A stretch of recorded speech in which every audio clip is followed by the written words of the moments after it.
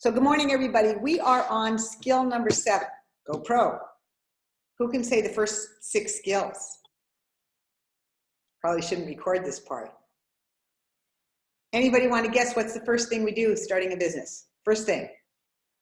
Make a list. Make a list. Make a list of all the people that we're going to talk to, right? So make a list. Put everybody together that you want to know about what you're up to. So once you've had your list done, what are you going to do next? Invite them. Okay, same person can't answer every time, just in case. It's just saying. So you're going to make your list, then you're going to talk to them. You're going to invite them to do something. So now that you've invited them to do something, what's the something that's going to happen for them? You're going to do a what? Event. Yeah, before the event, you're going to, I always say zip it on this part. 3-way. That's what you're going to invite them to, but there's something you're going to do. 3-way a connection, a call. In between, you're going to present. And that present, I always say zip it. Video. We really don't present. It really is those things you said, Kate. It's presenting, sharing your story, and then after you've shared your story, the invitation to the 3-way call to an event. So number 1, you put your list together. Number 2, you do the invitation. Part of that invitation is your presentation, which is your story. You're not telling, you're sharing your story, and the actual presentation is what the invitation is to. The 3-way call, the event that they're going to, a Take Healthy Back call, a video, something you're going to see writing, an article, who knows what. That's the presentation, is the thing that you're sending them. Okay, now you've sent them something, or they've been on a 3-way call, or they've been to an event. What's the next thing you're going to do? Follow up. Follow up. Yay, who said that one? Was that Alice? Allie, yeah. Alice. Alice. Okay. Oh, I guess it says Alice on here, but it's Allie. Yeah, and I can't see your face, so that's why I said that. So then you're going to follow up. And then after you follow up, after you followed up 4 times, 8 times, 12 times, 2 years, 17 years, as it was with Lauren LaHave, 17 years, Jeffrey Birdie talked to her, and she's a gazillion club now. 17 years it took, but I guess it was worth it. So once you've done the follow-up, what's going to happen next? What are you going to do next? You're going to follow up, and then what's going to happen? The big event is?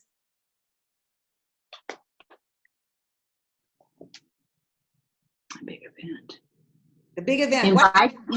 Invite them to a home demo or some an event. You've already done the events. You've done everything in the business. Convert them to a customer. Convert them to a customer. They've been to a million events. They're in the energy of yes. You're going to get them started as either a customer or a rep. So again, make the list, do the invitation, do the presentation. Number 4, do the follow-up. Number 5, get them started. How many of you done tons of follow-ups and you never have said, would you like to get started? Ask the question. Number 5 is ask the question. Get them started as a customer or a rep. Okay, now they're started. What are you going to do next? They've started. Number 6 is? Get them started off right. Get them started off right. Get them onboarded right. And I love what Kate talked about the other day, and something that she wrote up is you don't need to download everything in the universe to their brain. Keep it simple. Chunk it down. Get them started with a welcome call. Get them started with getting messages out to their first 5 people. Get them on Boxer. Get them started with a memory jogger. They don't need to learn everything there is. They need to get started by having good results, which is getting a customer or having a good experience themselves. Number 7, the event. That's the mother of everything. I think the invitation is the mother also. Maybe it's the father of everything. The invitation gets them. So let's talk about the importance of events. First of all, before I go through, because I just reviewed some of what Eric Worre has to say, and I do want to share some of that. But why is an event so important? And what I'd really like to hear from you is why it was important to you. What did the first event do for you, Kate? It presented me with the community, and that was invaluable for understanding what this is. And what about the community made it invaluable? I just felt so much love and clarity and sparkiness, and that was just from you all interacting with each other and myself. Sparkiness. That is, that's my spiritual name, don't you, Sparky? That's my name. It's my name. Okay, Denise, you had your hand up. Hand up. The event showed me the vision of what this really could be. So the event gave you possibility? Mm-hmm. Yeah. Anybody else? Built belief. What's that? It built belief. It built belief. That's a really important piece of mindset, right? We create our mindset from our beliefs. And how do we get our beliefs? From our experiences, usually. So, Well, it's third-party validation also, so you don't have to be the expert. right, right. But in relationship to you, what did it do for you? Oh, So maybe you can say, I didn't need to teach. I let the event do the work for me. That's what your experience was. And seeing what the event did for your people and that what you didn't have to do. Anybody It else? helped me see it was duplicatable. Right. Okay. So Yeah. some really great responses there, everybody. So one of the things that Eric Worre says is, and I want you to hear this two different ways. And Lauren, your hair grows. Oops, let me mute. Your hair grows so fast, Lauren. Like it seems like the other day it was really short. Now it's not. How's it doing that? So, but what Eric Worre says is meetings make money. And if you still don't have a great relationship with money, you can change that to meetings impact lives. Because in our business, those people that have the biggest checks have literally impacted the most lives. So if you don't have a great relationship yet with money, you can think of it as impacting lives. He talks about one of the most powerful of all events is the destination event. It's where you leave your house and have to go someplace for a day or two. Would somebody be willing to share the difference between going to a local event where you really didn't have to leave your house at all, maybe a salad and jar or wine and wellness, versus a destination event, and how that felt to you differently? Good and bad. Yeah, Kate. Well, first of all, is the commitment. There's always got to be some kind of time and financial commitment that you make when you go to a destination event. And then there's all kinds of community that wasn't in your local community that you get to meet. And it's just so much fun. Like there's always a lot of fun. And it's a different kind of unexpected kind of fun that comes along with having committed to something. Yeah, good. Thanks. Who else? Ashley. I think it's also an adventure that you get to experience with people. That it's not pre-planned. We know we're going somewhere, but we don't know what's going to be on the plate and how much fun we're going to have. Yeah, and who is that talking? That's Regina. Yay, Regina. Okay, thanks. Yeah, that's the little bit of the mystery and surprise and the fun that's offered there. Ashley. Out of my comfort zone. Oh. So here comes the learning. Like, oh, I didn't think I wanted to be uncomfortable. Oh, wait, this is really fun. So it's expansive. So going to destination events is maybe more expansive than ones that are home. So those are some really good points. Some things that he talks about that you all already brought up as a concept called social proof. When somebody comes to an event, whether it's the big event or a small event, and sees what other people are saying and doing, it's kind of like what Kate said, having those other people talk about it. It's social proof that it's a good thing. It's not just one person telling you. It's a group of people that you can see, like what you said, Kate. You said, the sparkiness of everybody. It was social proof. If Mariah had said to you, well, it's a really fun group, it's great, you're gonna love it, it's different than actually experiencing those things. So it's actual proof of it. And then there's a little bit sometimes of positive peer pressure. Come on, come with us. You're gonna have fun. We're gonna have a girls' night. We're gonna share a room. It's gonna be really great. How many of you were in a room with 3 or 4 people? Denise, I know you shared a room. Would you just share really briefly your experience of your roommates at conference in Austin? Oh my gosh. It just makes me smile ear to ear. First of all, they're all ladies that I really love and don't get a lot of time to spend with. So to be in the same space together and to just really share all components of how we're building our business, how things in our life are, how much we value each other's support in that, and just being in such a community safe place to be exactly who you are and have that lifted up. It was just, there's hardly even words for it. It just warms me all over. And I think for those of you that are hearing this, you feel it. You don't even need to hear her words. That's what it feels like to be away. And, you know, I love what Eric Worre says here. He says, spending time with the amazing group of people can literally fill us up again. And so we have strength for one more push. You know, it's kind of like when you're giving birth to a baby and you've got your people around you going, take another breath, push, push. It's like having that kind of love surround you so that you can go out and do the next step. Can I say something to that really quick, Yeah. Nikki? Yeah. Having had my own business and that was not this, and really having to find the personal drive every day to show up and do all of the things, that is one of the biggest things for me about going to events is like, you know, you get in a rhythm and it's really easy to slide into your default commitments, and going to the being surrounded by that does give you that extra little push of energy. That's huge. That's something that you don't get in most situations of building your own business. Yeah. Yeah, absolutely. And one of the things though that happens is, how many of you have heard people say, well, I'm not going to this conference or I'm not going to that event because I don't have a guest. And I bet some of you maybe have even done that. Oh, I'm not really going to go because I don't really have a guest. Two things that I want to say about that is, if you don't to any event, I don't mean any, if there are events that you don't go to, your people will choose to do the same thing you're doing. So if you want to lead by example, you simply go to all the events. That's it. It's just, you just go.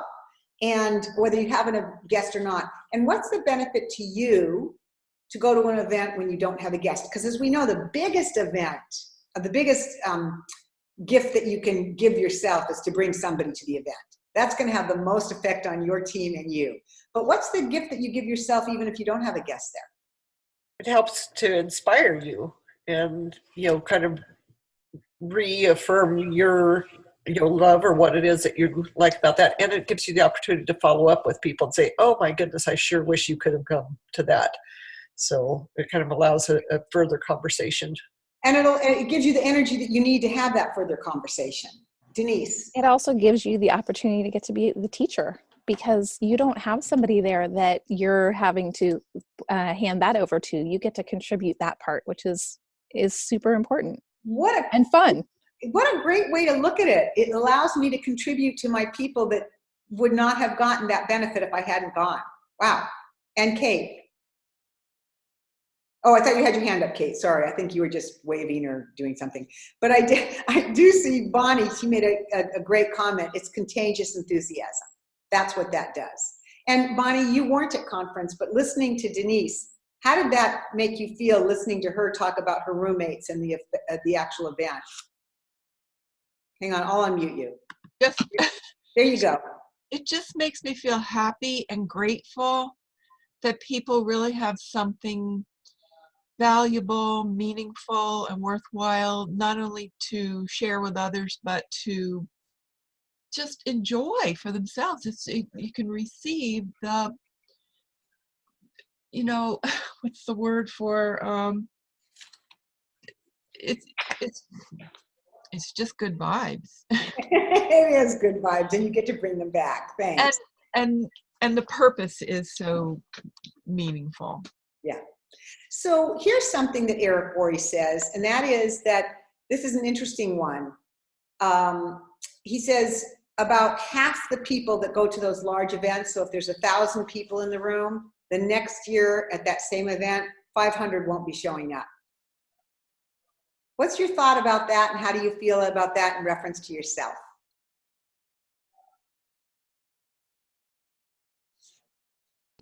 I mean, my first thought is I'm always going to be the one in the 500 that is showing up. Exactly. And one of the things he says about that is, I am proud to know that I am there again.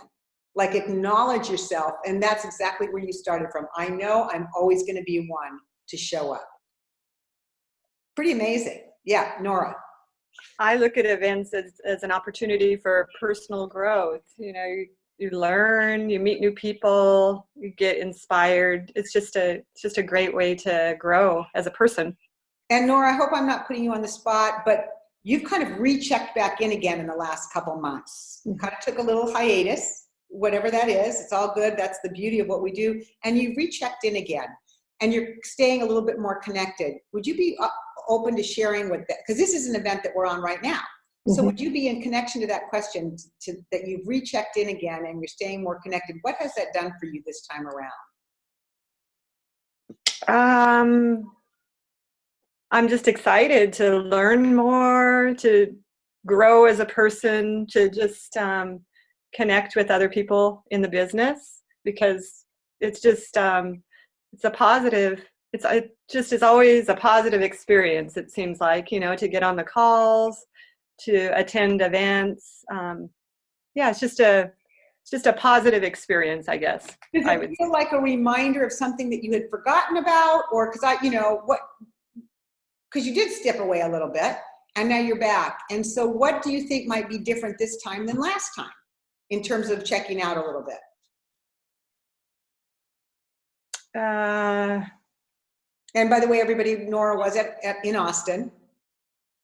So just want to So how is it different now than when I first started in the business? Is that what you're asking? At some point where maybe you were wavering or your faith wasn't as strong as it might be right now. Tell us just a little bit about that.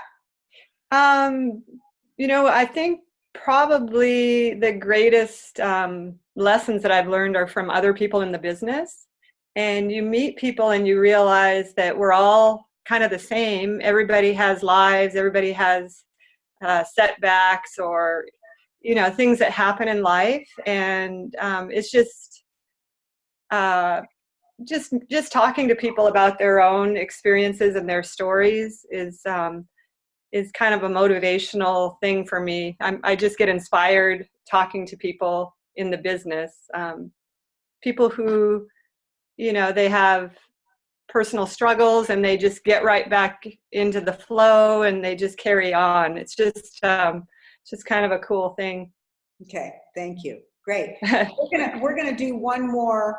I won't be here for that call. We've got, I believe, some people that are going to be leading the next mastery calls over the next 2 Mondays. So I'm just going to announce right now, we're going to end in a moment here, but on next Monday, we've got, is it Denise doing the morning that next Monday? Or Yep, it's me. You're doing it.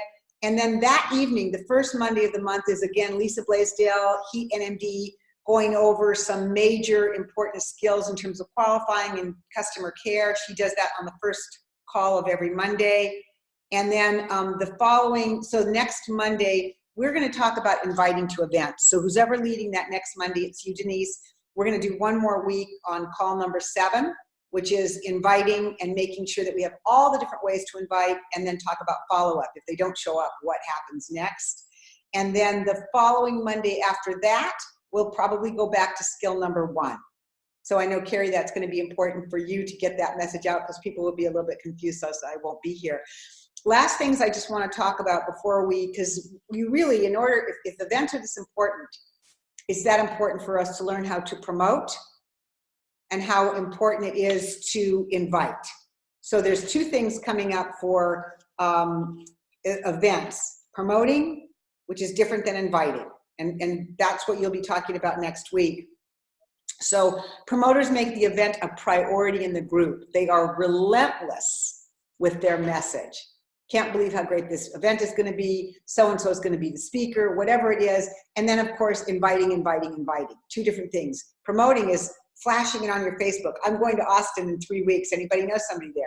I'm going to be in Austin in a week. Can't wait to see what I learn. I'll be bringing back information to people. I'm leaving for Austin tomorrow. That would be promoting. Invitations are a little bit different. And so the other thing is that I think is really important to just spend 1 minute on today is excuses. Don't buy their story. Our job is to not defend their excuse, but to stand for their integrity and what's possible. So very often people will say, I can't come because we had people who weren't going to come to the regional in Ashland, which is, $45, and it can be done actually in one day if you choose. They were saving their money for Austin. And their uplines accepted that answer. And we didn't. And we went back to those people and said, it's one day. If you bring people here, the likelihood of you getting more people to Austin is that much greater. So we didn't buy the excuse that they were saving money for Austin. We didn't buy the excuse immediately that they couldn't get a babysitter. Now, sometimes you can't. And that isn't an excuse. If you cannot get a babysitter, then you do everything you can to pull out the stops. But let's not buy their excuses. Let's stand for their possibility. And it's very easy when someone says, I've got a lot in my life, I can't make it. I've got my one out of 77 soccer games that my kid's going to play. Would it be okay to miss the one game and see the other 76? So, I remember there were some of the smaller events that I didn't get to with my kids. But I got to all the major ones. And not only that, I got to give them a life that they couldn't imagine because I was willing to sacrifice a few of the smaller ones. So if they understand the meaning and the importance of attending events, that's our job. And it says, think of this skill as if you are a publicly traded company and your stock value is tied directly to how many people you have at each destination event. Your stock will go way up. Huge. So that's talking about events. Next week, we're going to talk about how to promote and invite to events. Following week will be on skill number 1, putting your memory jogger and putting your list together. So everybody have a great week. I know lots of you are doing Team Z. Keep doing your Team Z. We will be thinking of you when we're in our safari. I'm so excited. I can hardly stand it. We leave Wednesday morning for Tanzania. And we'll be coming back ready and getting to work after November 17th. So everybody have a great week. Lots of love. This call is going to be posted on the Heat YouTube channel under Business Builder Mastery Calls. So if you want to send somebody to learning more about events, this would be a great place to do it. All right. Everybody. Great. Have a wonderful vacation. Thank you. Thanks everyone for showing up and contributing. Absolutely. Thanks for saying that.